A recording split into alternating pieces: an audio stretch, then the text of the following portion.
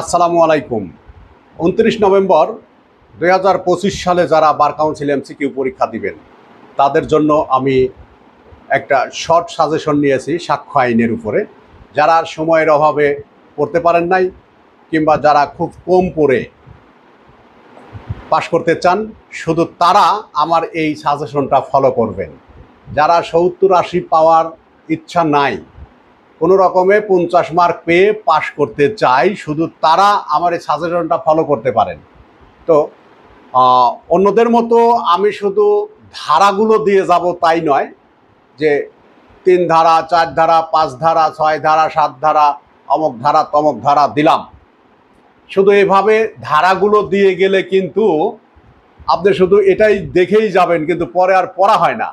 কিন্তু আমি একটু ব্যতিক্রমভাবে এই সাজেশনটা দিতে চাচ্ছি যে কোন কোন ধারা পড়বেন, সেই ধারাগুলোর পাশাপাশি ধারার বিষয়বস্তু কি, কত প্রকার, কয়টা ক্ষেত্র, এইগুলো সহকারে আমি দিয়ে যাব, যাতে করে আপনি যদি নাও পড়েন আমার এই ভিডিওটা দেখলেও যেন আপনার একবার হলেও মেমোরিটা রিফ্রেশিং হয়ে যায়। এই কারণে আমি একটু ডিটেলসলি সাজেশনটা দিতে চাই আপনাদেরকে। তো আমাদের এই সাক্ষ্য আইনে আজকে সাজেশনটা আমরা দিব সাক্ষ্য আইনের উপরে। খেয়াল করবেন, আমরা নিচ্ছি যেই ধারাগুলো, ধারা 3 ধারায় বলছে সংজ্ঞা, কতিপয় সংজ্ঞা দেওয়া হয়েছে 3 ধারায়, সংজ্ঞাগুলো দেখে নেবেন। ধারা 4, এই 4 ধারায় বলা হয়েছে কি অনুমান। 4 ধারায় অনুমান,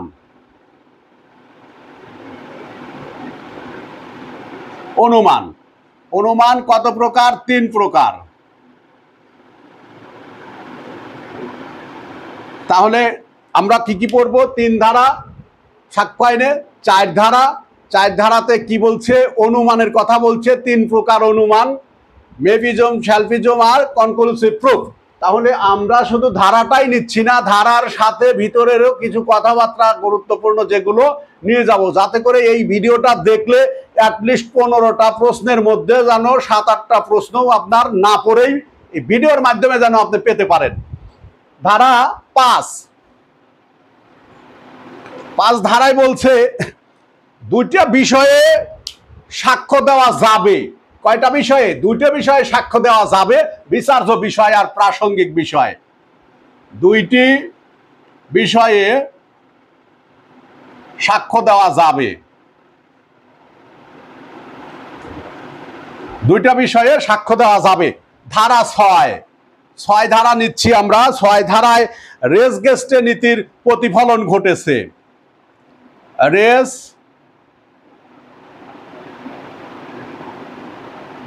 রেস গেস্টে নীতির প্রতিফলন ঘটেছে। এই রেস গেস্টে নীতিটা হচ্ছে আপনার সংঘটিত ব্যাপার নীতি, অর্থাৎ একই কাজের অংশ যা আছে সবগুলোই প্রাসঙ্গিক। আর এই রেস গেস্টে নীতিটা আপনার হিয়ারসে এভিডেন্সের ব্যতিক্রম। যদি প্রশ্ন হয় রেস গেস্টে নীতি কোন এভিডেন্সের ব্যতিক্রম, হিয়ারসে এভিডেন্সের ব্যতিক্রম, মনে রাখবেন।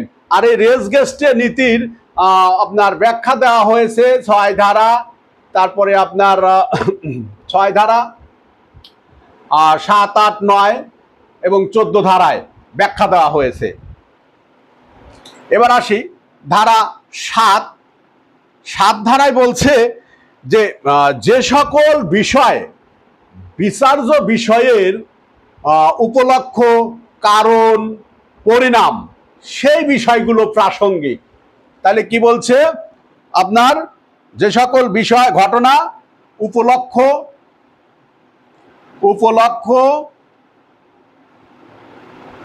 কারণ, পরিণাম সেইগুলো প্রাসঙ্গিক। এবার নিচ্ছি ধারা 8 ধারা হচ্ছে অভিপ্রায় প্রস্তুতি, পূর্ববর্তী পরবর্তী কার্য। অভিপ্রায় প্রস্তুতি আর কি পূর্ববর্তী এবং পরবর্তী কার্য কি হবে? প্রাসঙ্গিক হবে। 8 ধারায় তাহলে কি অভিপ্রায় প্রস্তুতি পরবর্তী কার্যটাও প্রাসঙ্গিক হবে। অর্থাৎ এই 8 ধারায় কয়টা বিষয়কে প্রাসঙ্গিক করা হয়েছে, প্রশ্ন যদি হয় কয়টা বিষয়ে প্রাসঙ্গিক করা হয়েছে, এই 8 ধারায় তিনটি বিষয়কে প্রাসঙ্গিক করা হয়েছে, তিনটি বিষয়। কেমন? এবার আসি 9 ধারা। ধারা 9 ধারায় বলছে যে প্রাসঙ্গিকের প্রাসঙ্গিক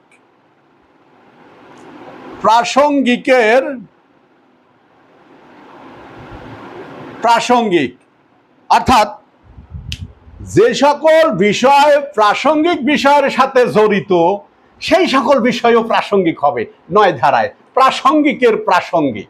কেমন? এই 9 ধারায় কোন পদ্ধতির প্রতিফলন ঘটেছে যদি বলে, টিআইপি পদ্ধতির প্রতিফলন ঘটেছে 9 ধারায়। কোন পদ্ধতি? টিআইপি পদ্ধতির প্রতিফলন ঘটেছে। এই টিআইপি কয়টা কারণে করা হয় জানেন? টিআইপি 2টা কারণে করা হয়।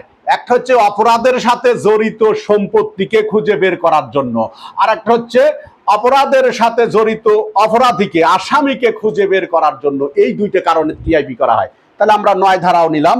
এবার আসি ধারা 10 ধারায় বলছে কি? 10 ধারায় বলছে যে অভিন্ন অভিপ্রায়ের লক্ষ্যে ষড়যন্ত্রকারীদের কথা বা কাজ প্রাসঙ্গিক হবে। অর্থাৎ আমাদের যে দ্বন্দ্ববিধির 34 ধারায় অভিন্ন অভিপ্রায়ের কথা বলছে, সেই অভিন্ন অভিপ্রায়ের দোষী সাব্যস্ত করতে হলে এই অভিন্ন অভিপ্রায়ের সাথে জড়িত যারা, এই সকল ব্যক্তিদের কথা কাজ সাক্ষ্য হিসেবে সাক্ষ্য আইনের 10 ধারায় প্রাসঙ্গিক হবে। এখন আমরা নিব, মুছে দিলাম।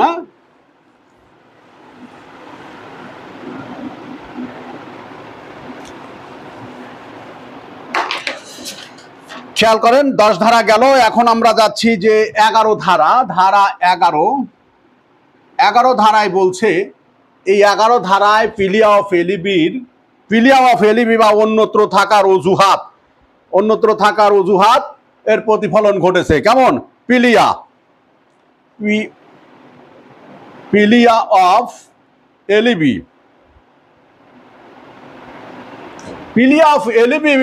এই নীতিটার প্রতিফলন ঘটেছে কত ধারায়? এটা হচ্ছে 11 ধারায়। কেমন?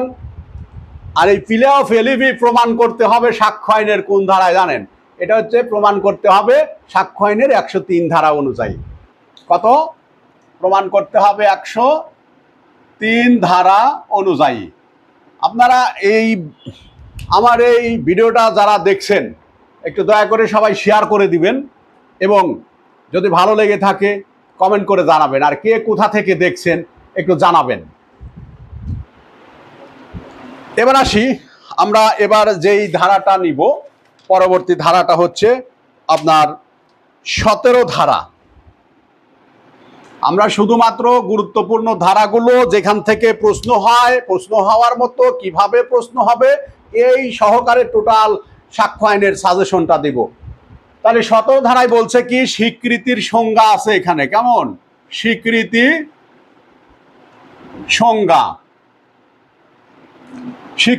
সংজ্ঞা আছে। এই স্বীকৃতির মধ্যে যদি দোষ স্বীকার করা হয় তখন তাকে বলা হয় স্বীকারোক্তি। ঠিক আছে? স্বীকারোক্তি কয় প্রকার? 2 প্রকার। একটা হচ্ছে বিচারিক স্বীকারোক্তি, আর একটা হচ্ছে বিচার বহির্ভূত স্বীকারোক্তি। বিচারিক স্বীকারোক্তি কার কাছে দেওয়া হয়? ম্যাজিস্ট্রেট বা আদালতে দেওয়া হয়। আর বিচার বহির্ভূত হচ্ছে ম্যাজিস্ট্রেট আদালত ব্যতীত অন্য ব্যক্তির কাছে যে দেওয়া হয় সেটা হচ্ছে বিচার বহির্ভূত স্বীকারোক্তি। ঠিক আছে? আচ্ছা, এইবার তাহলে আমরা নিব হচ্ছে ধারা 17-র পরে নিব 18 ধারায় বলছে যে 5 ধরনের ব্যক্তির স্বীকৃতি প্রাসঙ্গিক হবে। 5 ধরনের ব্যক্তির স্বীকৃতি প্রাসঙ্গিক। সাজেশনের পাশাপাশি আপনাদের যেন পড়াটাও হয়ে যায়, একটা রিফ্রেশিং মেমোরি হয়ে যায়, যার কারণে আমি এভাবে করাচ্ছি। আপনাদের যদি ভালো লেগে থাকে অবশ্যই কমেন্ট করে জানাবেন। তাহলে 8 ধারায় কত ধরনের ব্যক্তির স্বীকৃতি প্রাসঙ্গিক? 5 ধরনের ব্যক্তির স্বীকৃতি প্রাসঙ্গিক। এবার আমরা নিব ধারা 23। 23-এ বলছে যে দেওয়ানি মামলায় দুইটি ক্ষেত্রে, ধারা 23, দেওয়ানি মামলায় দুইটি ক্ষেত্রে, দেওয়ানি মামলায় দুইটি ক্ষেত্রে স্বীকৃতি প্রাসঙ্গিক নয়। দুইটা ক্ষেত্রে প্রাসঙ্গিক নয়। কয়টা ক্ষেত্রে? দেওয়ানি মামলায়। কোন মামলায়? দেওয়ানি মামলায় দুইটা ক্ষেত্রে স্বীকৃতি প্রাসঙ্গিক নয়। ক্ষেত্র দুইটা কি? এই স্বীকৃতি সম্পর্কে সাক্ষ্য দেওয়া হবে না বলে যদি চুক্তি করা থাকে, আর স্বীকৃতি সম্পর্কে সাক্ষ্য দেওয়া হবে না বলে যদি শর্ত দেওয়া থাকে, তাহলে শর্ত দেওয়া থাকলে আর চুক্তি করা থাকলে সেই ক্ষেত্রে দেওয়ানি মামলায় স্বীকৃতি প্রাসঙ্গিক হবে না। এবার নিচ্ছি ধারা 24, খেয়াল করবেন। 24 ধারায় বলছে যে ভয়ভীতি প্রতিশ্রুতি, ভয়ভীতি প্রতিশ্রুতি প্রলোভন, ভয়ভীতি প্রতিশ্রুতি প্রলোভন দিয়ে স্বীকারোক্তি আদায় করলে, স্বীকারোক্তি আদায় করলে তা প্রাসঙ্গিক নয়। তাহলে 28 ধারায় কি বললো? ভয়ভীতি প্রতিশ্রুতি প্রলোভন দিয়ে স্বীকারোক্তি আদায় করলে তা প্রাসঙ্গিক নয়। তাহলে প্রাসঙ্গিক কোন ধারায়? ভয়ভীতি প্রতিশ্রুতি প্রলোভন দিলে 5টা ক্ষেত্রে স্বীকারোক্তি প্রাসঙ্গিক হবে 29 ধারায়। আমরা তাহলে 24-এর পর 29 নিচ্ছি। 29 ধারায় এই ভয়ভীতি প্রতিশ্রুতি প্রলোভন দিয়ে স্বীকারোক্তি আদায় করলে কয়টা ক্ষেত্রে? 5টি ক্ষেত্রে, 5টি ক্ষেত্রে প্রাসঙ্গিক, 5টি ক্ষেত্রে প্রাসঙ্গিক। তাহলে ভয়ভীতি প্রতিশ্রুতি প্রলোভন দিয়ে স্বীকারোক্তি আদায় করলে তা কয়টা ক্ষেত্রে প্রাসঙ্গিক হবে? 5টি ক্ষেত্রে প্রাসঙ্গিক হবে। কোন ধারায় ভয়ভীতি প্রতিশ্রুতি প্রলোভন দিয়ে স্বীকারোক্তি আদায় করলে প্রাসঙ্গিক হবে? 29 ধারায় প্রাসঙ্গিক হবে। কোন ধারায় ভয়ভীতি প্রতিশ্রুতি প্রলোভন দিয়ে স্বীকারোক্তি আদায় করলে প্রাসঙ্গিক হবে না? 24 ধারায় হবে না। এবার নিব 28 ধারা। 28 ধারায় বলছে ভয়ভীতি প্রতিশ্রুতি প্রলোভন দিয়ে, প্রলোভন থেকে মুক্ত হয়ে, ভয়ভীতি প্রতিশ্রুতি প্রলোভন থেকে মুক্ত হয়ে, তার মানে ভয় দেয় নাই, প্রতিশ্রুতি দেয় নাই, প্রলোভন দেয় নাই, এই অবস্থায় যদি স্বীকারোক্তি দেওয়া হয়, স্বীকারোক্তি প্রদান করে, তাহলে সেটা গ্রহণযোগ্য হবে। কোন ধারায়? 28 ধারায়। কেমন? এই 28 ধারায় গ্রহণযোগ্য হবে।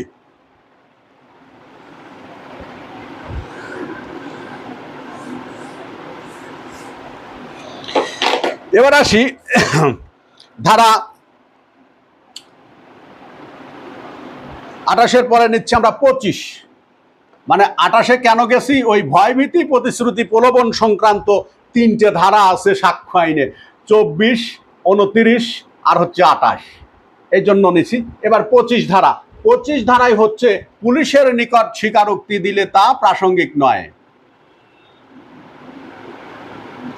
পুলিশের নিকট স্বীকারোক্তি দিলে তা প্রাসঙ্গিক নয়। বোর্ড দেখা যাচ্ছে কিনা একটু কমেন্ট করে জানাবেন, বোর্ডটা দেখা যায় কিনা, আর কে কোথা থেকে দেখছেন দয়া করে জানাবেন। তাহলে 25 ধারায় বলছে পুলিশের নিকট স্বীকারোক্তি দিলে তা প্রাসঙ্গিক নয়। ধারা 26-এ বলছে পুলিশ হেফাজতে থাকাকালে,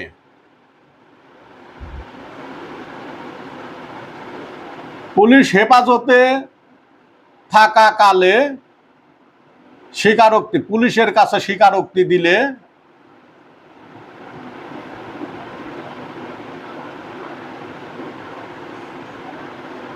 স্বীকারোক্তি দিলে প্রাসঙ্গিক নয়। খেয়াল করবেন। তাহলে 25 ধারায় বললো কি?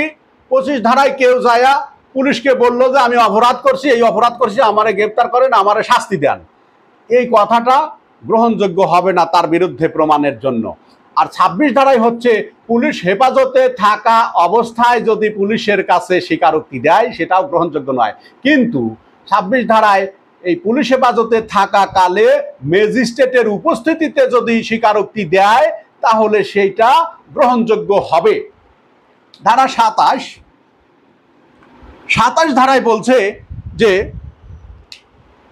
আসামির নিকট থেকে প্রাপ্ত তথ্য যতটুকু উদ্ধার করা যাবে, তাহলে আসামির কাছ থেকে প্রাপ্ত তথ্য অনুযায়ী অপরাধের সাথে জড়িত কোনো বিষয়, কোনো আলামত যতটুকু সংগ্রহ করা যাবে, উদ্ধার করা যাবে, ততটুকু গ্রহণযোগ্য হবে, প্রাসঙ্গিক হবে। ধারা 27। এবার আছি ধারা 30। ধারা 30-এ বলছে যে সহযোগী আসামির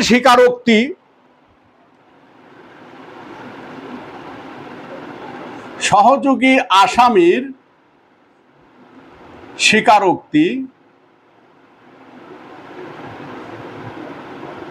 অন্য সহযোগী আসামির বিরুদ্ধে প্রমাণে ব্যবহার করা যাবে। তাহলে 30 ধারায় কি বললো যে সহযোগী আসামির স্বীকারোক্তি, একটা অপরাধ, কোনো অপরাধ যদি 2 বা ততোধিক ব্যক্তি একসাথে মিলেমিশে করে তাহলে তাদের মধ্যে কোনো আসামির দেওয়া স্বীকারোক্তি ওই অপরাধে জড়িত অন্যান্য আসামির বিরুদ্ধে প্রয়োগ করা যাবে, ব্যবহার করা যাবে। কথা ক্লিয়ার?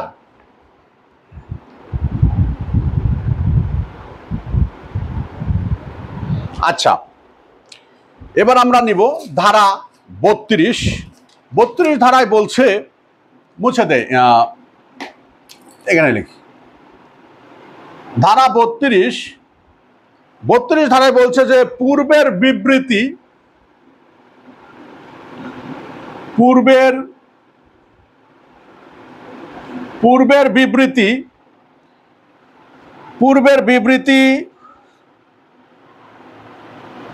প্রাসঙ্গিক।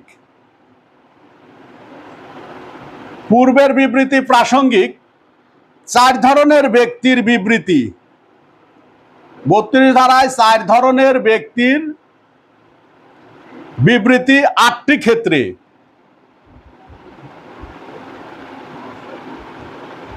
8টি ক্ষেত্রে প্রাসঙ্গিক। তাহলে 32 ধারায় কি বললো? পূর্বের বিবৃতি, 4 ধরনের ব্যক্তির পূর্বের বিবৃতি 8টা ক্ষেত্রে প্রাসঙ্গিক হবে 32 ধারায়। ঠিক আছে? 32-এর 1 ধারাটা খুব গুরুত্বপূর্ণ হিসেবে নেবেন যে ডাইং ডিক্লারেশন দেওয়া হয় কোন ধারায়। 32-এর 1 ধারায় ডাইং ডিক্লারেশন গ্রহণযোগ্য। এবার আসি আমরা 33 ধারা নিব। 33 ধারায় বলছে, খেয়াল করবেন, 33 ধারায় বলছে যে পূর্বের 5 ধরনের ব্যক্তির সাক্ষ্য। 33 ধারা, এটা 33 ধারা, 5 ধরনের ব্যক্তির সাক্ষ্য পরবর্তী মামলায় প্রাসঙ্গিক। কয়টা ক্ষেত্রে? 4টে ক্ষেত্রে। 4টি ক্ষেত্রে প্রাসঙ্গিক। ঠিক আছে? তাহলে খেয়াল করেন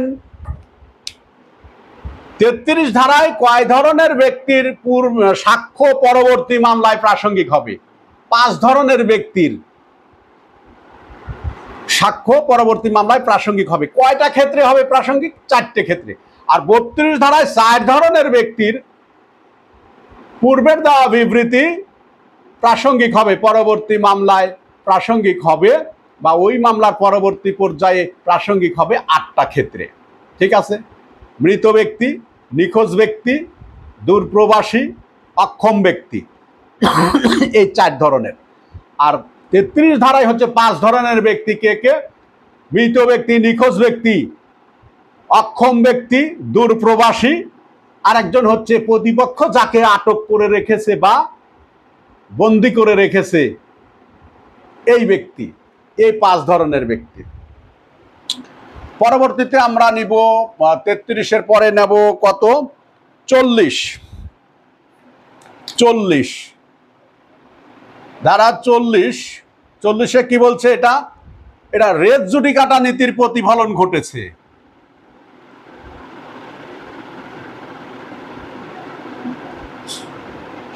রেস জুডিকাটা নীতির প্রতিফলন ঘটেছে কোথায়? 40 ধারায়। এরপরে ধারা 41 ধারায় হচ্ছে, খেয়াল করবেন, 4টি ক্ষেত্রে, 4টি ক্ষেত্রে বা বিষয়ে বলতে পারেন। 41 ধারায় 4টি বিষয়ে আদালতের রায়, ডিগ্রি, আদেশ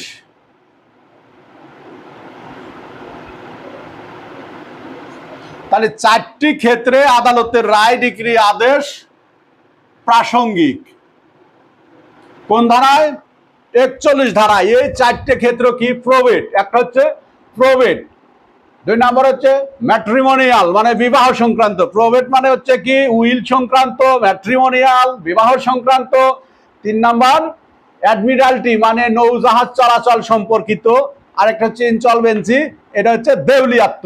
এই 4টা বিষয়ে কোনো আদালতের রায়, ডিক্রি, আদেশ যদি হয় সেটা পরবর্তী মামলার ক্ষেত্রে প্রাসঙ্গিক হবে। এবার নেব ধারা 45 ধারায় বলছে এক্সপার্ট অপিনিয়ন, অর্থাৎ বিশেষজ্ঞর অভিমত।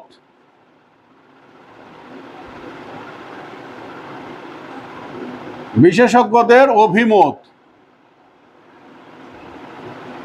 কোন ধারায়? এটা হচ্ছে 45 ধারায়। বিশেষজ্ঞদের অভিমত কোন সাক্ষ্য হিসেবে গ্রহণযোগ্য হবে? এটা অনুসমর্থনমূলক সাক্ষ্য হিসেবে গ্রহণযোগ্য হবে। আর এই বিশেষজ্ঞদের অভিমতটা কিন্তু আদালত গ্রহণ করতে বাধ্য নয়, এটা বিবেচনামূলক, গ্রহণ করতেও পারে, নাও পারে। এটা এই বিশেষজ্ঞদের অভিমতের উপর ভিত্তি করে সাজা দেওয়া যাবে না, এটা জাস্ট অনুসমর্থনমূলক সাক্ষ্য হিসেবে গ্রহণযোগ্য হয়। 47 ধারা নিচ্ছি। তারপরে 47 ধারায় বলছে হস্তলিপি।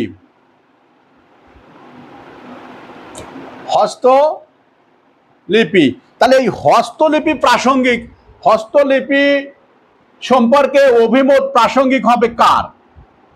ওই হস্তলিপি সম্পর্কে যেই ব্যক্তি পরিচিত, জানা আছে যে এই হাতের লেখাটা কার হাতের লেখা, যার ওই হাতের লেখাটা পরিচিত, সেই ব্যক্তির হস্তলিপি সম্পর্কে অভিমত প্রাসঙ্গিক। তারপরে আমরা নিব এবার ধারা 48,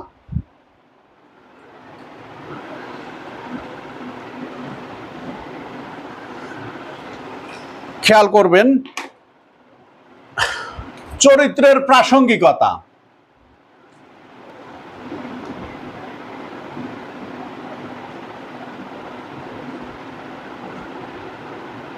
চরিত্রের প্রাসঙ্গিকতা কত ধারা থেকে কত ধারা? 52 থেকে 55।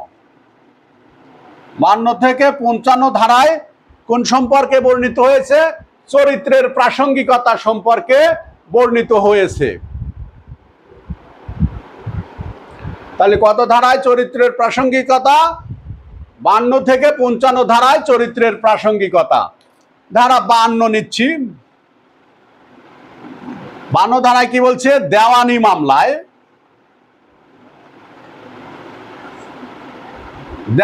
মামলায় চরিত্র অপ্রাসঙ্গিক। দেওয়ানি মামলায় চরিত্র অপ্রাসঙ্গিক। তাহলে কোন মামলায় চরিত্র অপ্রাসঙ্গিক? দেওয়ানি মামলায় চরিত্র অপ্রাসঙ্গিক। ধারা 52। ধারা 55 দিচ্ছি, দেওয়ানি মামলায় চরিত্র প্রাসঙ্গিক। কোন ক্ষেত্রে? দেওয়ানি মামলায় চরিত্র প্রাসঙ্গিক হবে ক্ষতিপূরণের মামলায়। ক্ষতিপূরণের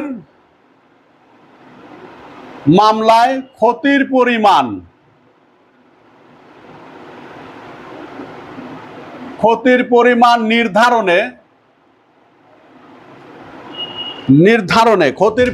নির্ধারণে চরিত্র যদি প্রভাব ফেলে তখন চরিত্র প্রাসঙ্গিক হবে দেওয়ানি মামলায়। তাহলে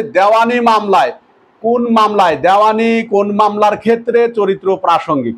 এটা হচ্ছে ক্ষতিপূরণের মামলায় ক্ষতিপূরণ নির্ধারণে, ক্ষতির পরিমাণ নির্ধারণে চরিত্র যদি প্রভাব বিস্তার করে, প্রভাব ফেলে, তখন সেই ক্ষেত্রে প্রাসঙ্গিক হবে।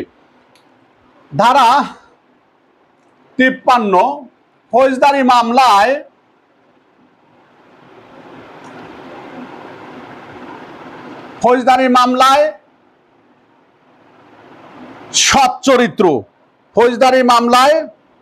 সৎ চরিত্র প্রাসঙ্গিক।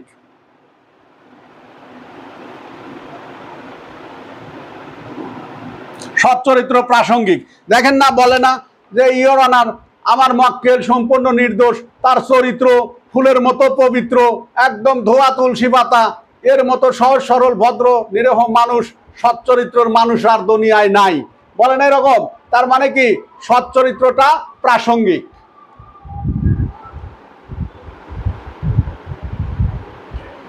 তাহলে খেয়াল করেন যে 54 ধারায় বলছে, আমরা 53 শেষ করছি, যে ফৌজদারি মামলায় সৎ চরিত্র প্রাসঙ্গিক। আর 54 ধারায় বলছে ফৌজদারি মামলায় অসৎ চরিত্র অপ্রাসঙ্গিক। এই 54 ধারায় ব্যাখ্যা আছে 2টি, মনে রাখবেন, ব্যাখ্যা আছে 2টি। এবার সেই ধারা 56 ধারায় বলছে যে জুডিশিয়াল নোটিশ প্রমাণের দরকার নাই। জুডিশিয়াল নোটিশেবল বিষয় আর কি, জুডিশিয়াল নোটিশ প্রমাণের দরকার নাই।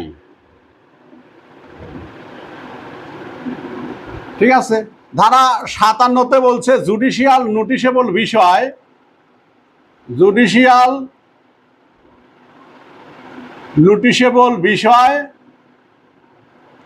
11টা। কয়টি? 11টি। তাহলে জুডিশিয়াল নোটিশেবল বিষয় কয়টি? 11টি। কোন ধারা অনুযায়ী? 57 ধারা অনুযায়ী। ধারা আমরা এবার নিব 58। স্বীকৃত বিষয় প্রমাণের দরকার নাই।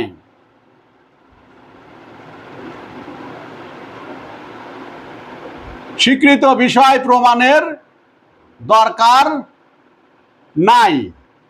তাহলে দেখেন আমরা কি পাচ্ছি যে কোন কোন বিষয় প্রমাণের দরকার নাই? জুডিশিয়াল নোটিশেবল বিষয় প্রমাণের দরকার নাই, স্বীকৃত বিষয় প্রমাণের দরকার নাই, 58 ধারা। এবার আসি ধারা 59 ধারায় বলছে মৌখিক সাক্ষ্য দ্বারা ঘটনা প্রমাণ করতে হবে। তাহলে কোনো ঘটনা প্রমাণ করতে হলে কোন সাক্ষ্য দ্বারা প্রমাণ করতে হবে? মৌখিক সাক্ষ্য দ্বারা ঘটনা প্রমাণ করতে হবে। মৌখিক সাক্ষ্য দ্বারা ঘটনা প্রমাণ করতে হবে। প্রিয় স্টুডেন্ট, ক্লাসটা যদি ভালো লেগে থাকে আপনারা শেয়ার করে দিবেন দয়া করে, কেমন? আর আশা করি যে বিষয়গুলো পড়াচ্ছি আমরা কিন্তু পুরো একটা সাক্ষ্য আইনের সাজেশনের পাশাপাশি পুরো রিভিশন টাচ হয়ে যাচ্ছে। কাজে ভিডিওটা পুরাটা দেখবেন, ইনশাল্লাহ উপকার হবে। এবার আসি ধারা 60। ধারা 60-এ বলছে মৌখিক সাক্ষ্য অবশ্যই প্রত্যক্ষ হতে হবে। ধারা 60, এই মৌখিক সাক্ষ্য অবশ্যই প্রত্যক্ষ হতে হবে। প্রত্যক্ষ মানে কি? ডিরেক্ট হতে হবে। ঠিক আছে। তাহলে মৌখিক সাক্ষ্য অবশ্যই কি হতে হবে? প্রত্যক্ষ হতে হবে। ধারা 61-তে বলছে দলিলের বিষয়বস্তু প্রাথমিক বা মাধ্যমিক সাক্ষ্য দ্বারা প্রমাণ করতে হবে। দলিলের বিষয়বস্তু প্রাথমিক বা মাধ্যমিক মাধ্যমিক, প্রাথমিক বা মাধ্যমিক দলিল দ্বারা প্রমাণ করতে হবে। প্রাথমিক সাক্ষ্য বা মাধ্যমিক সাক্ষ্য দ্বারা দলিলের বিষয়বস্তু প্রমাণ করতে হবে, অর্থাৎ দলিলের বিষয়বস্তু সবসময় দলিল দিয়ে প্রমাণ করতে হবে। তাহলে কোন ধরনের দলিল? এটা হচ্ছে মূল দলিল দিয়ে প্রমাণ করতে হবে। মূল দলিল দিয়ে যদি প্রমাণ করতে হয় তাহলে সেটাকে বলে প্রাথমিক সাক্ষ্য, প্রাইমারি এভিডেন্স বা মুখ্য সাক্ষ্য। এই মুখ্য সাক্ষ্য বলতে কয়টা বিষয়কে, কয় ধরনের দলিলকে বোঝায়? 3 ধরনের দলিলকে আপনার মুখ্য সাক্ষ্য বা মূল দলিল বলে। যেমন মূল দলিলের কপি একটা, কতিপয় অংশে সম্পাদিত দলিল, আর হচ্ছে অভিন্ন উপায়ে সম্পাদিত দলিল, যেমন পেপার। এটা হচ্ছে অভিন্ন উপায়ে তৈরি হয়, হাজার হাজার কপি, প্রত্যেকটি কপি মূল দলিল। তাহলে কয় ধরনের দলিল? প্রাথমিক সাক্ষ্য বা মুখ্য সাক্ষ্য বা প্রাইমারি এভিডেন্স 3 ধরনের। মূল দলিল মানে মূল দলিলের কপি, কতিপয় খণ্ডে সম্পাদিত দলিল, আর একটা হচ্ছে অভিন্ন উপায়ে সম্পাদিত দলিল। এই 3 ধরনের দলিল হচ্ছে প্রাথমিক সাক্ষ্য। ঠিক আছে? এই কথাটা কোথায় বলছে? এটা বলছে আপনার 62 ধারায়। তাহলে 62 ধারা আমরা নিচ্ছি, কেমন? এবার আসি, মুছে দেই।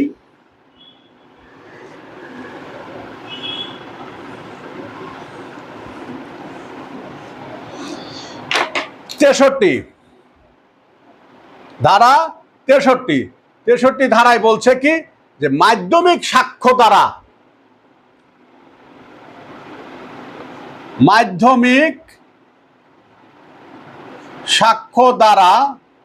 দলিল প্রমাণ।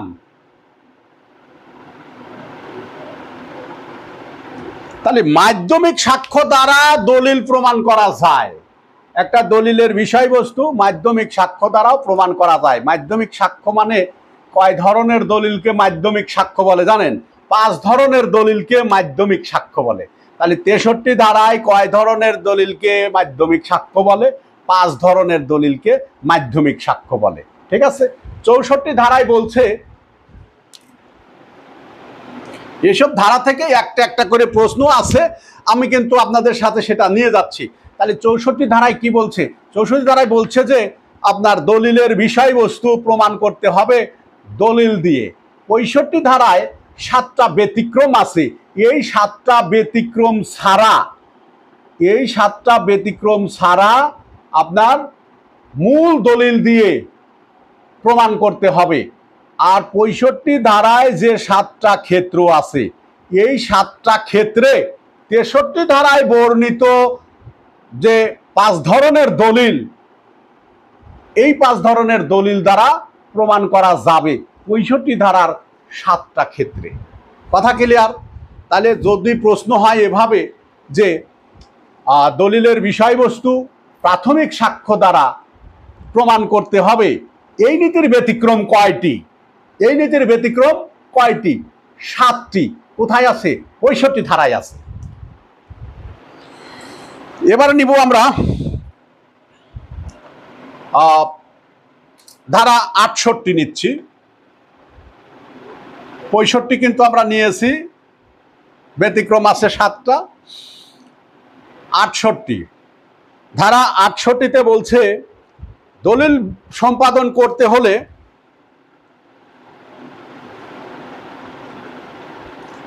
দলিল সম্পাদনে কমপক্ষে 2 জন সাক্ষী লাগবে। 2 জন সাক্ষী লাগবে, কমপক্ষে 2 জন সাক্ষীর প্রত্যয়নকারী সাক্ষী লাগবে একটা দলিল সম্পাদন করতে।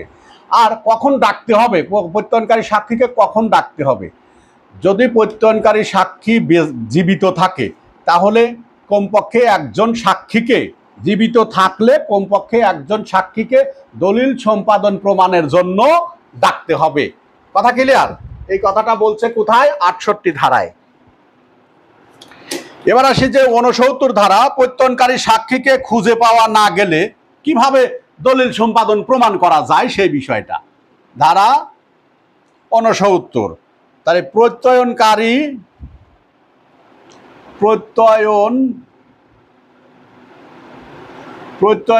সাক্ষী খুঁজে পাওয়া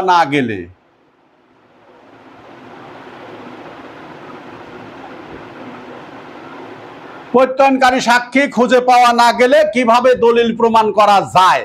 প্রত্যয়নকারী সাক্ষী খুঁজে পাওয়া না গেলে তখন দলিল প্রমাণ করতে হবে একজন সাক্ষীর স্বাক্ষর দ্বারা এবং যিনি দলিল সম্পাদন করেছেন তার স্বাক্ষর দ্বারা। কথা কি বুঝাইতে পারছি? তাহলে যিনি দলিলটা সম্পাদনে প্রত্যয়নকারী সাক্ষী ছিলেন তাদের খুঁজে পাওয়া যায় না, তারা মারা গেছে, অনেক আগের ঘটনা, মারা গেছে।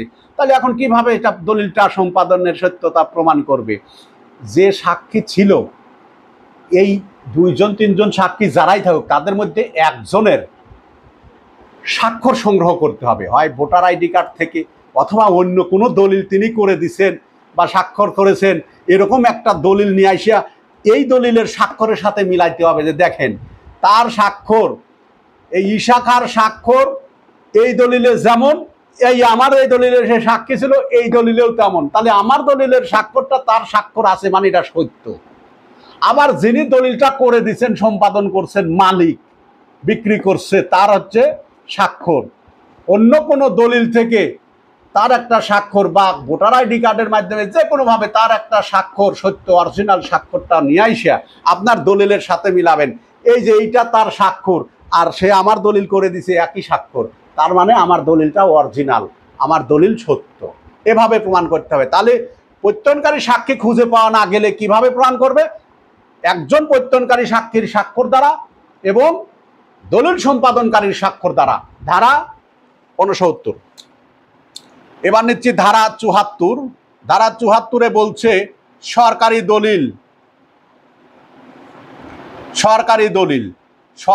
দলিলের তালিকা দেওয়া আছে, কোন কোন দলিল সরকারি দলিল সেটার একটা তালিকা দেওয়া হয়েছে। কোথায়?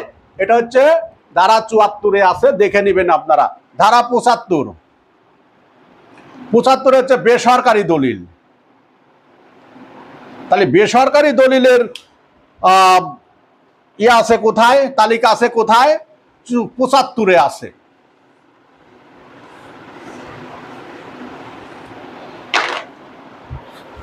স্টুডেন্ট, এরকম সাজেশন সহ ক্লাস যদি আপনারা পেতে চান তাহলে অবশ্যই কমেন্টে জানাবেন। কমেন্টে জানালে আমি পরবর্তী সাবজেক্টের সাজেশন সহ এভাবে ক্লাসগুলো আপনাদেরকে দিব। যদি কমেন্ট করে জানান অবশ্যই দিব। এবার আসি ধারা 85। ধারা 85-তে বলছে আমমুক্তার নামা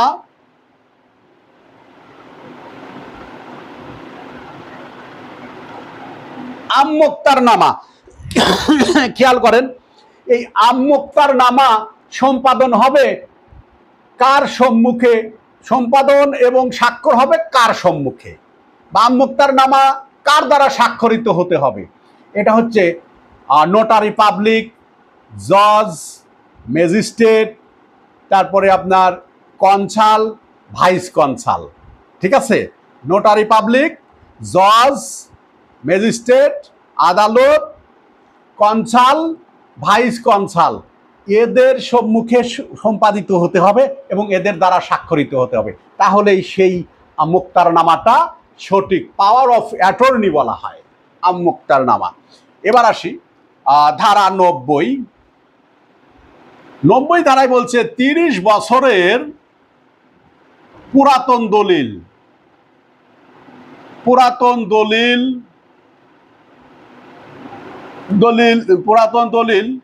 সম্পর্কে অনুমান করতে পারে।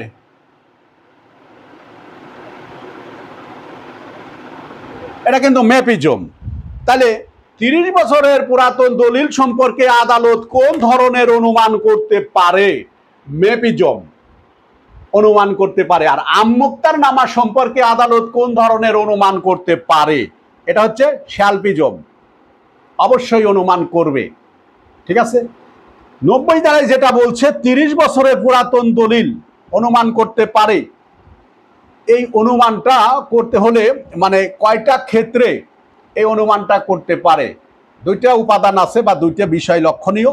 সেটা হচ্ছে দলিলটা 30 বছরের পুরাতন হতে হবে, কমপক্ষে 30 বছরের পুরাতন দলিল হতে হবে। আর একটা কি, যথাযথ হেফাজতে রাখার অধিকারী ব্যক্তির নিকট থেকে, হেফাজতকারীর নিকট থেকে দলিলটা দাখিল করতে হবে।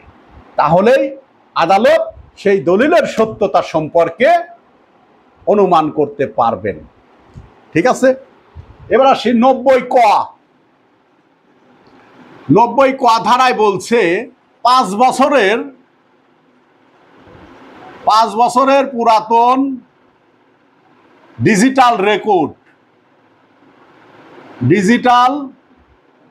রেকর্ড সম্পর্কে অনুমান।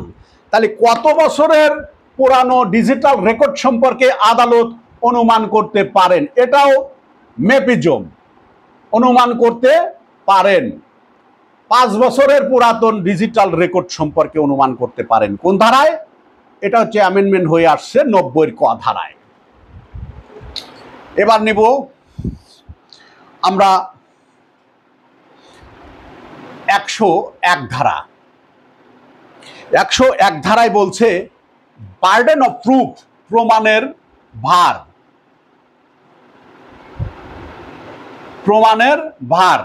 তাহলে প্রমাণের ভার কার, তাই না? বার্ডেন অফ প্রুফ, প্রমাণের ভার কার?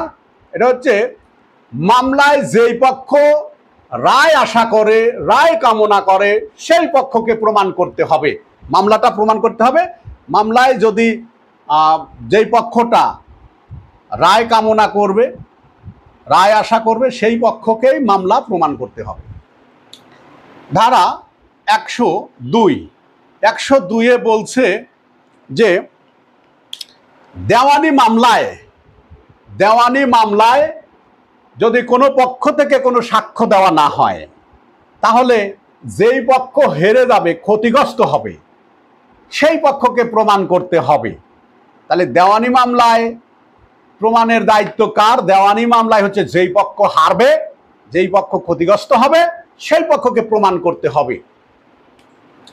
এবার আসি ধারা 103, খেয়ালে নেবেন। ধারা 103 বলছে যে কোন নির্দিষ্ট ঘটনা প্রমাণের ভার, কোন নির্দিষ্ট ঘটনা প্রমাণের ভার। তাহলে কোন নির্দিষ্ট ঘটনা প্রমাণের ভার কার উপরে বর্তায়? ওই নির্দিষ্ট ঘটনা যিনি জানেন তার উপরে বর্তায়। ঠিক আছে, পিলিয়া অফ এলিবি এই 11 ধারায় যে প্রতিফলন ঘটেছে সাক্ষ্য আইনের, এই পিলিয়া অফ এলিবি প্রমাণ করতে হবে সাক্ষ্য আইনের 103 ধারা অনুযায়ী।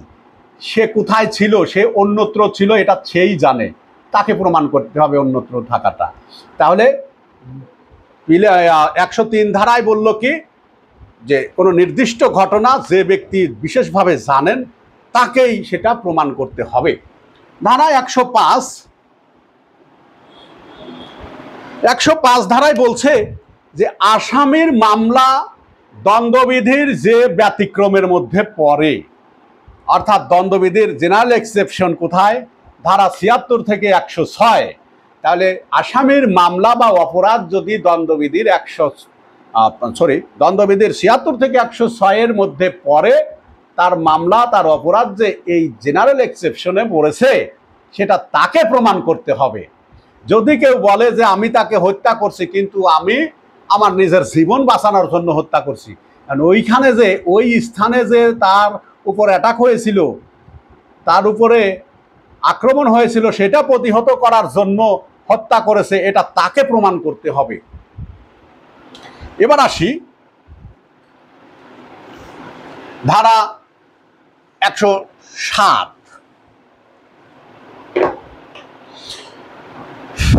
ধারা 107 বলছে 30 বছর যাবত যে ব্যক্তি জীবিত, তাহলে 30 বছর যাবৎ যে ব্যক্তি জীবিত, যিনি বলবেন সে মৃত, তাকেই প্রমাণ করতে হবে।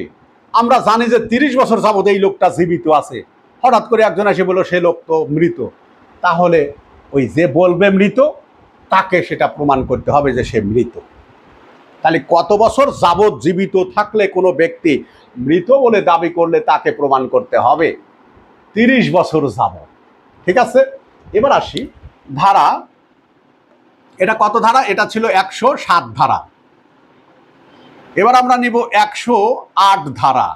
108 ধারায় বলছে 7 বছর যাবৎ, 7 বছর যাবৎ যে ব্যক্তি নিখোঁজ, যে ব্যক্তি নিখোঁজ, 7 বছর যাবৎ যে ব্যক্তি নিখোঁজ, কেউ যদি বলে সেই ব্যক্তি জীবিত, যে বলবে জীবিত তাকে দেখাইতে হবে, তাকে প্রমাণ করতে হবে যে জীবিত। বেটা তুই এখন দেখা, আমরা জানি তাকে 7 বছর যাবৎ কোথাও খুঁজে পাওয়া যাচ্ছে না, তুমি আইসে বলতেছো যে সে জীবিত। কোথায় দেখছো জীবিত? কিভাবে দেখলা? প্রমাণ করো। তাহলে 7 বছর যাবৎ যে ব্যক্তি নিখোঁজ, যদি কেউ দাবি করে সে জীবিত, তাকেই প্রমাণ করতে হবে। তাহলে কত বছর যাবৎ জীবিত থাকলে কেউ মৃত দাবি করলে তাকে প্রমাণ করতে হবে 30 বছর যাবৎ। কোন ধারায়? 107 ধারায়। আর কত বছর যাবৎ নিখোঁজ থাকলে পরে কোনো ব্যক্তি যদি দাবি করে সে জীবিত, তাহলে তাকে প্রমাণ করতে হবে 7 বছর যাবৎ। কোন ধারায়? 108 ধারায়। এবার নেব 110 ধারা। 110 ধারায় বলছে মালিকানা সত্ত্ব প্রমাণের ভার।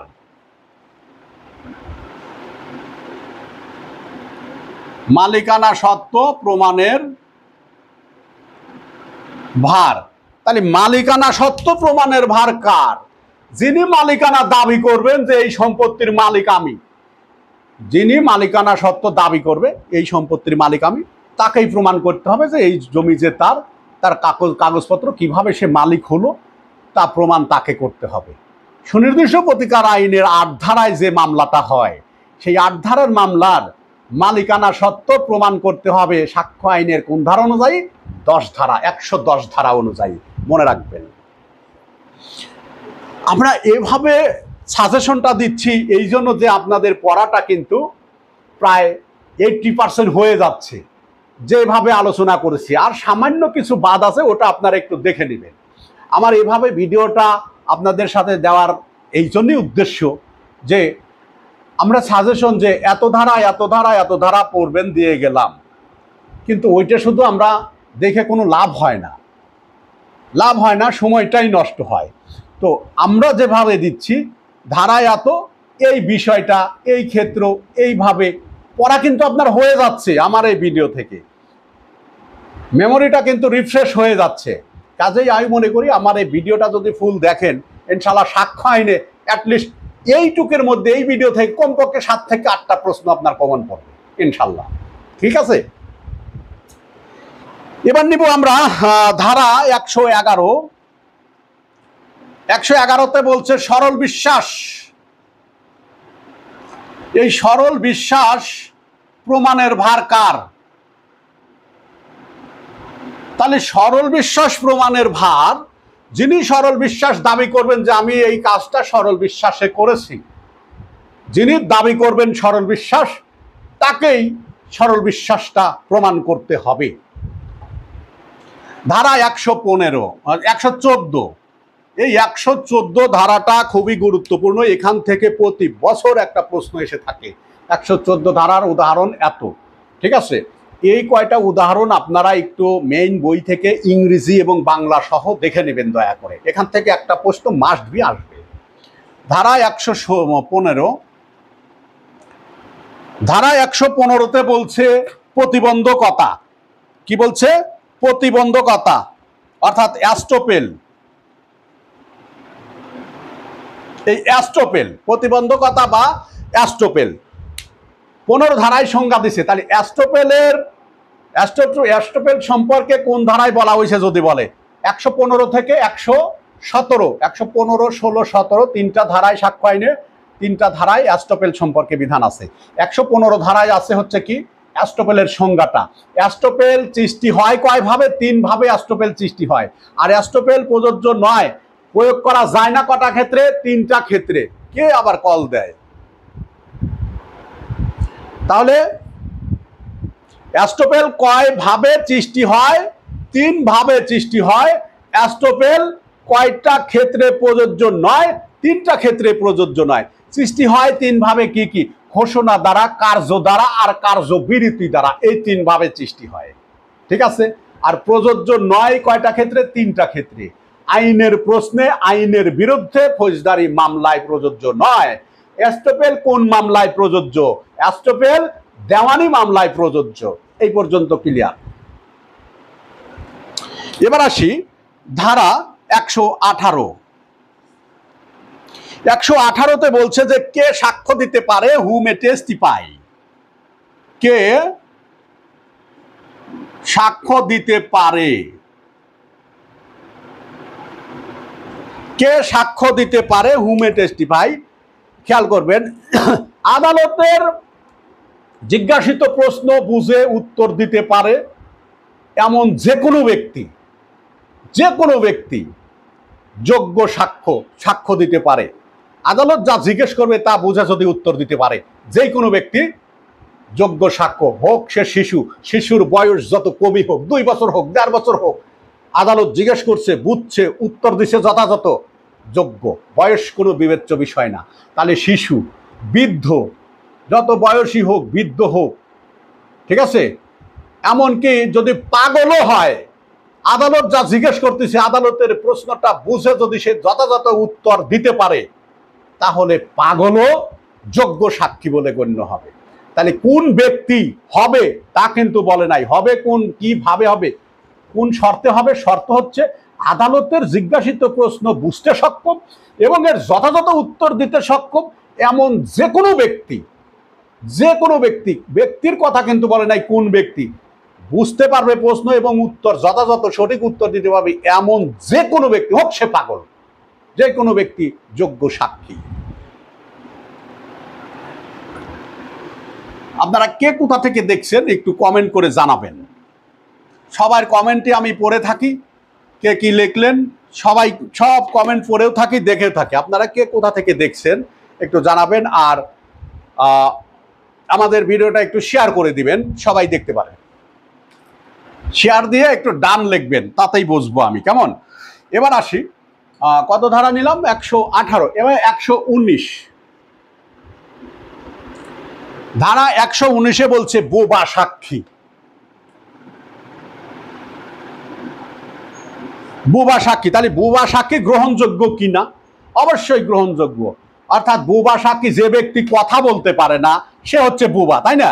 এই বোবা লোক যদি সে ইশারা, ইঙ্গিত, ভাবভঙ্গিমা, লিখনের মাধ্যমে কোনো আদালতের জিজ্ঞাসিত প্রশ্ন বুঝতে পারে এবং তার উত্তর দিতে পারে, ইশারা দিয়ে, ভাবভঙ্গিমা, ইঙ্গিত দিয়ে, তারপরে আপনার লিখনের মাধ্যমে লেখে, কাগজ লেখে উত্তর যদি দিতে পারে সঠিক, তার মানে সে যোগ্য সাক্ষী বলে গণ্য হবে। আর বোবা সাক্ষী ইশারা, ইঙ্গিত, লিখনের মাধ্যমে যেভাবেই সাক্ষ্য দিক না কেন, তার সেই সাক্ষ্যটা কি হবে? মৌখিক সাক্ষ্য বলে গণ্য হবে। কথা বলতে পারে না, তাতে কি হয়েছে? সে ইশারা ইঙ্গিতের মাধ্যমে যে সাক্ষ্যটা দেবে, এই সাক্ষ্যটা তার মৌখিক সাক্ষ্য বলে গণ্য হবে। তাহলে প্রশ্ন হতে পারে যে বোবা সাক্ষী ইশারা, ইঙ্গিত বা লিখনের মাধ্যমে যে সাক্ষ্য দেয়, সেই সাক্ষ্যটা কোন ধরনের সাক্ষ্য বলে গণ্য হবে? এটা মৌখিক সাক্ষ্য বলে গণ্য হবে। বোবা সাক্ষী গ্রহণযোগ্য, আদালত গ্রহণ করবেন কোন ধারায়? 119 ধারায়। আচ্ছা, এবার নেব আমরা 121 নিচ্ছি। 21 ধারাটাও ইম্পর্টেন্ট আছে। 121 ধারায় বলছে যে জজ ম্যাজিস্ট্রেট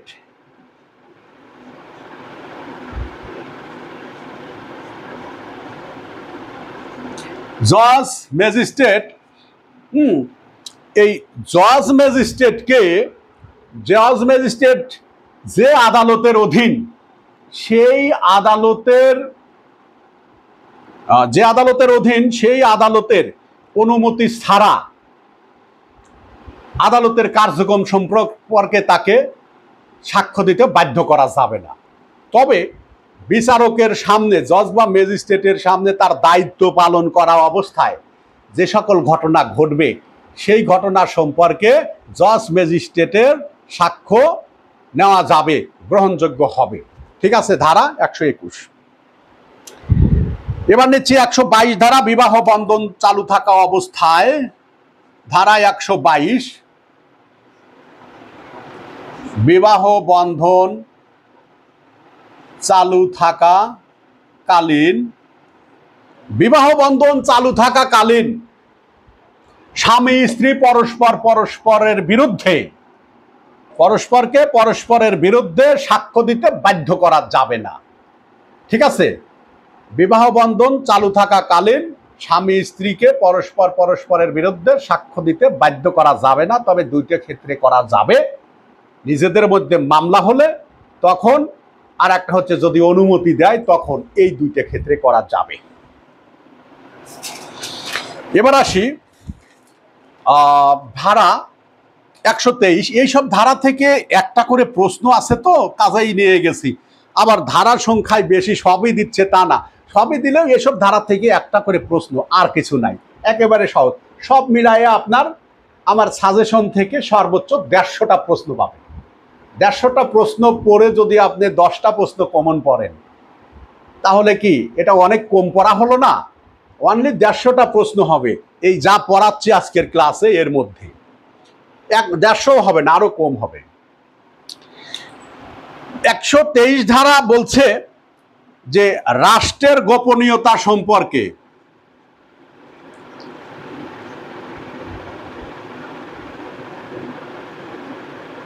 রাষ্ট্রের গোপনীয়তা সম্পর্কে সরকারি কর্মচারীকে, রাষ্ট্রের গোপনীয়তা সম্পর্কে সরকারি কর্মচারীকে তার বিভাগীয় প্রধানের অনুমতি ছাড়া সাক্ষ্য দিতে বাধ্য করা যাবে না।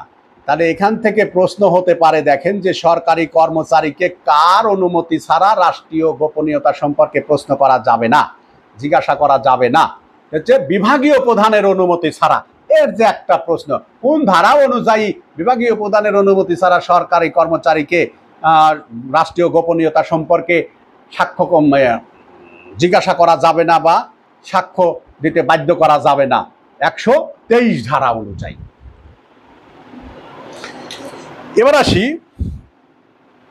ধারা 126। এই 126 ধারা হচ্ছে মক্কেলের ধারা, বুঝতে পারছেন? অর্থাৎ মক্কেলের সুরক্ষা, মক্কেলের সুরক্ষা, মক্কেলকে সুরক্ষা দিয়েছে 126 ধারা। মক্কেল আইনজীবীকে, তার আইনজীবীকে যেই সকল তথ্য বলবে, একটা অপরাধ করে আসছে, মার্ডার করে আসুক, তার আইনজীবীকে যদি বলে যে আমি এই কাজ করছি, এই মক্কেলের তথ্য গোপন রাখতে আইনজীবী বাধ্য। তবে দুইটা ক্ষেত্রে বাধ্য নয়। একটা হচ্ছে কি, কোনো অপরাধ করার জন্য যদি পরামর্শ করে, আর আপনার প্রতারণা করার জন্য যদি করে, বেআইনি কাজ করার জন্য যদি করে, তাহলে সেই ক্ষেত্রে আইনজীবী এই তথ্য প্রকাশ করতে পারবে। তাছাড়া একটা অপরাধ করে আসার পরে আইনজীবী হিসেবে নিয়োগ পাওয়ার পরে মক্কেল যেই সকল তথ্য বলবে এগুলো সংরক্ষণ, এগুলো হেফাজত করতে হবে, গোপনীয়তা রক্ষা করতে হবে। অর্থাৎ এ গোপনীয়তা রক্ষা করতে উনি বাধ্য। যদি নাও করে, অ্যাডভোকেট যদি কোনো তথ্য ফাঁস করে, আদালতে বলে, এগুলো গ্রহণযোগ্য হবে না। ঠিক আছে, তাহলে বলা আর না বলা তো একই কথাই হলো, যেহেতু গ্রহণযোগ্যতা নাই আইনে। এবার আসি ধারা 133। ধারা 133-এ বলছে দুষ্কর্মের সহযোগী, অ্যাকমপ্লিক বলে এটাকে। কেমন? দুষ্কর্মের সহযোগী বা অ্যাকমপ্লিক। খেয়াল করেন, দুষ্কর্মের সহযোগী, দুষ্কর্মের সহযোগী যদি কোনো বিবৃতি দেয়, তাহলে অন্য সহযোগীর বিরুদ্ধে সেটা গ্রহণযোগ্য হবে, কিন্তু অনুসমর্থন হতে হবে সেই ক্ষেত্রে। তাহলে দুষ্কর্মের সহযোগী বা অ্যাকমপ্লিক কোথায় আছে? 130-এ। এবার আসি 134। 134 ধারায় বলছে সাক্ষীর সংখ্যা।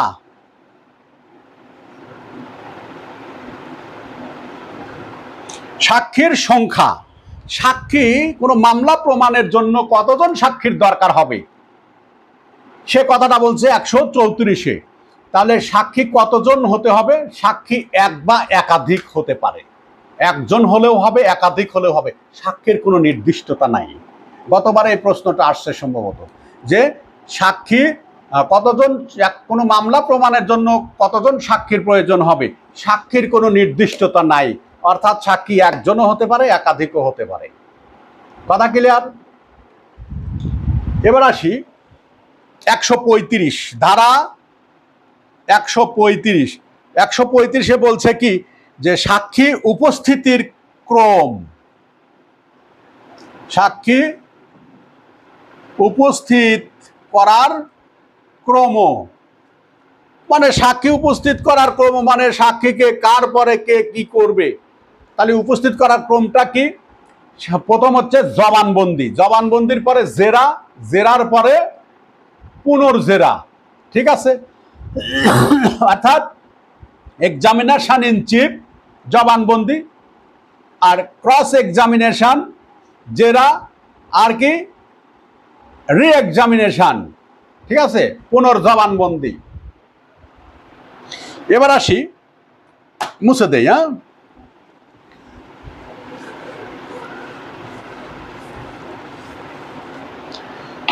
কে কোথা থেকে দেখছেন একটু জানাবেন, কমেন্ট করে একটু জানাবেন দয়া করে।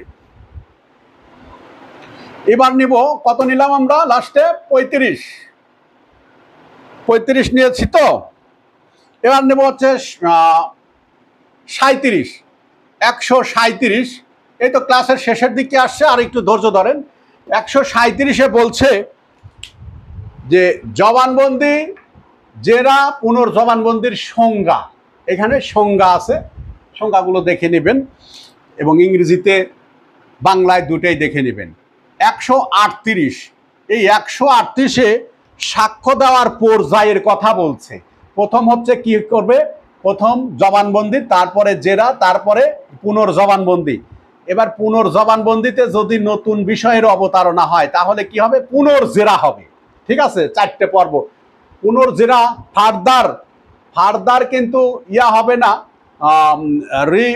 ক্রস এক্সামিনেশন হবে না যদি পুনর্জবানবন্দিতে নতুন বিষয়ের অবতারণা না হয়, তাহলে আর ওই পর্বটা যাবে না।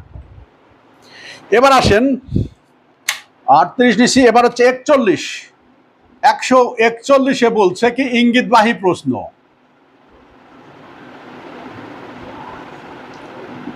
ইঙ্গিতবাহী প্রশ্ন, তাহলে ইঙ্গিতবাহী প্রশ্নটা কাকে বলে? 141 ধারায় বলছে যে প্রশ্নকর্তা প্রশ্নের যে উত্তর আশা করে, প্রশ্নের মধ্যেই যদি তার ইঙ্গিত দেওয়া হয় এবং যেই প্রশ্নের উত্তর হ্যাঁ বা না দিয়ে দেওয়া হয়, সেটাই হচ্ছে ইঙ্গিতবাহী প্রশ্ন। কেমন? আচ্ছা, এবার আসি 142 ধারা। 142 ধারায় বলছে দুইটা ক্ষেত্রে ইঙ্গিতবাহী প্রশ্ন করা যাবে না। কয়টা ক্ষেত্রে? দুইটা ক্ষেত্রে ইঙ্গিতবাহী প্রশ্ন করা যাবে না। সেটা হচ্ছে জবানবন্দির সময় এবং পুনর্জবানবন্দির সময়। এই দুইটা ক্ষেত্রে আদালতের অনুমতি না নিলে বা অনুমতি না দিলে দুইটা ক্ষেত্রে ইঙ্গিতবাহী প্রশ্ন করা যাবে না। তবে আদালতের অনুমতি নিয়ে এই জবানবন্দিতে এবং পুনর্জবানবন্দিতে 3 ধরনের প্রশ্ন করা যায়। ঠিক আছে? 3 ধরনের প্রশ্ন করা যায়। কি কি? একটা হচ্ছে আপনার এই পরিচয়মূলক পরিচয় জানার জন্য, পরিচয়মূলক। তারপরে অভিসংবাদিত বা স্বীকৃত বিষয়ে, আর ইতিপূর্বে যে বিষয়গুলো যথেষ্ট রূপে প্রমাণিত হয়েছে সেই বিষয়ে 3টে বিষয়ে করা যায় ইঙ্গিতবাহী প্রশ্ন। 143 ধারায় যাচ্ছি। ইঙ্গিতবাহী প্রশ্ন করা যায়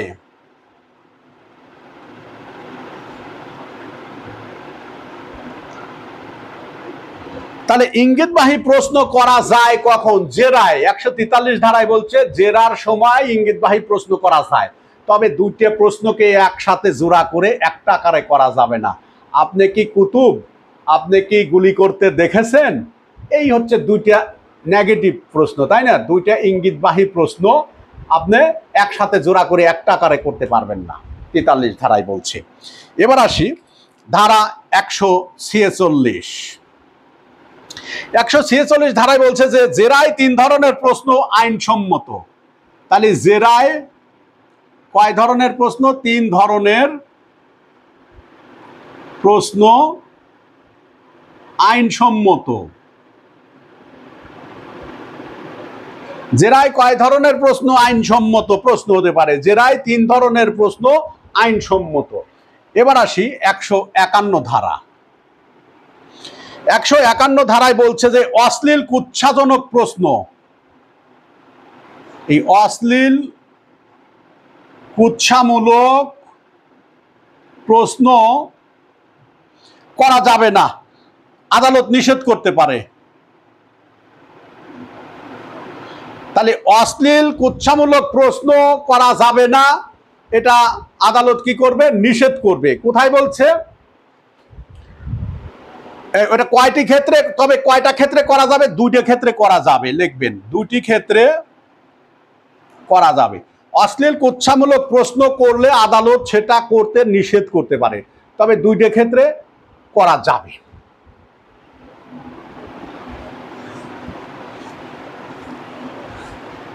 যারা ভিডিওটা দেখছেন সবাই শেয়ার করে দিবেন, শেয়ার করে ডান লিখবেন।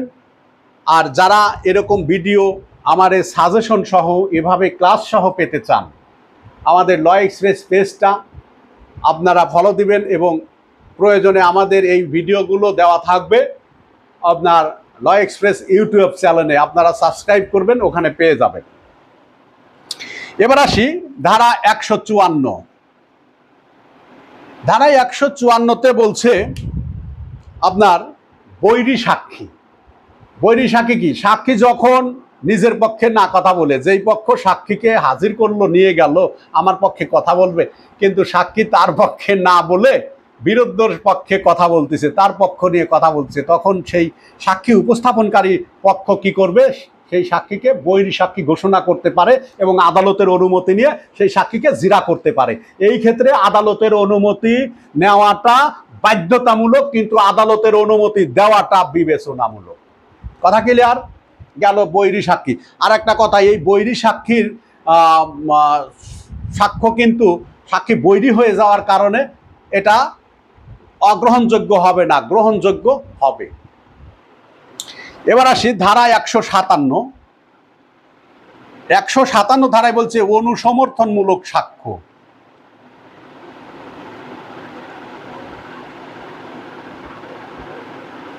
তাহলে সমর্থনমূলক সাক্ষ্য 157 ধারা।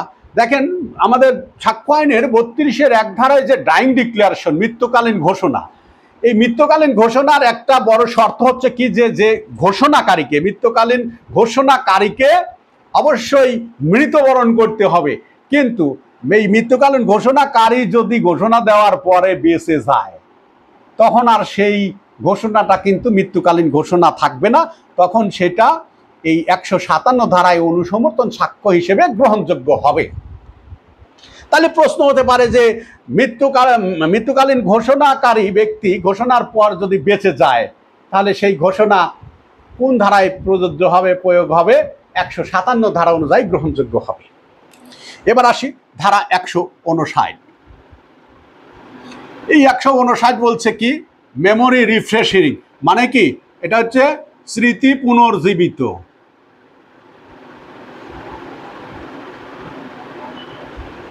পুনর্জীবিত, হ্যাঁ, স্মৃতি পুনর্জীবিত। অর্থাৎ কোনো মামলায় কোনো ঘটনা যদি কেউ ভিডিও করে রাখে, কোনো ডায়েরিতে লিখে রাখে, পরবর্তীতে ওই বিষয় সম্পর্কে সাক্ষ্য দেওয়ার সময় সে চাইলে তার সেই ডায়েরিটা দেখে, ভিডিওটা দেখে, আদালতের অনুমতি নিয়ে দেখে স্মৃতিকে জাগরিত করে, পুনর্জীবিত করে ওই ঘটনাটা বলতে পারবে। 159 ধারা। এবার আসি ধারা 165, সর্বশেষ ধারা এটা। এই 165 ধারায় বলছে যে জজ আদালত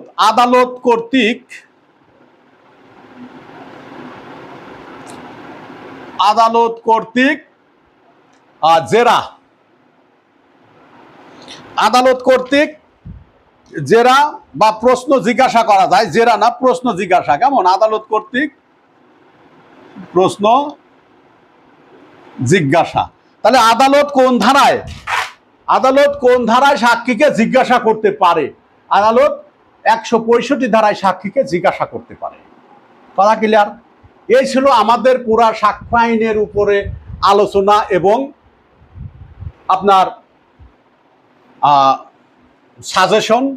তো যে সাজেশনটা দিলাম, এই সাজেশনটা যারা শুধুমাত্র 50 পেয়ে পাশ করতে চান তারা এই সাজেশনটা ফলো করবেন। এই ক্লাস থেকে কমপক্ষে 8 থেকে 10টা প্রশ্ন, নাও হলে আপনি 10টা প্রশ্ন কমন পাবেন। তার মানে 10টা প্রশ্ন কমন পাইলে তো আপনি পাস মার্ক চলে আসে, তাই না? 01313 54 95 96 এই নাম্বারে যদি কেউ পড়তে চান MCQ, যদি কারো ফাইন্যান্সের সমস্যা যদি থাকে তাহলে আমার এই নাম্বারে যোগাযোগ করবেন। ইনশাল্লাহ ল এক্সপ্রেস আপনার পাশে থাকবে। ঠিক আছে? তো ভালো থাকবেন। আর এই ভিডিওটা যদি পেতে চান, এরকম আরো ভিডিও পেতে চাইলে অবশ্যই কমেন্টে জানাবেন। দেখা হবে ইনশাল্লাহ পরবর্তীতে আরো একটা সাজেশনমূলক ক্লাস নিয়ে। ভালো থাকবেন, সুস্থ থাকবেন। আসসালামু আলাইকুম।